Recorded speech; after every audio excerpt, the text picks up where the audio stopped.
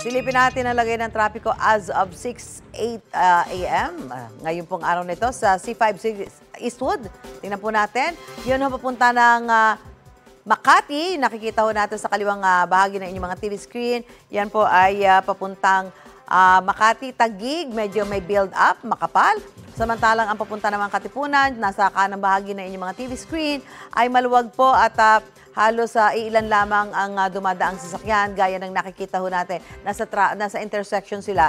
So nag-green na ho ngayon kaya umuusad na ang mga sasakyan na pupunta ng Katipunan at nakikita natin hindi naman ganun kapal ang volume ng mga ito. Sa EDSA Kamuning naman, tingnan po natin ang lagay. Ang kaliwa po ay papunta ng Monumento Fairview. Hindi ho ganun karami ang sasakyan pero ay nako medyo kalbaryo ang mga motorista pupunta ng Makati at Cubao dahil sa nakikita natin, kung makikita ho ninyo sa inyong mga TV screen, nasa kanang bahagi po yan. Yan ang papunta ng Cubao at Makati. Medyo may pagbagal at pagkapal ang bilang ng mga sasakyan sa mga oras na ito. Babagal ang usad ho dyan sa mga papunta ng Makati at Cubao. Tingnan natin sa Marcos Highway. Ang kaliwa po ay papuntang Cubao, Quezon City as expected makapal. Samantalang ang nasa kanan na papuntang Antipolo ay maluwag, tuloy-tuloy. Wala hong aberya ang ating mga motorista sa kanilang paglalakbay sa mga oras na ito.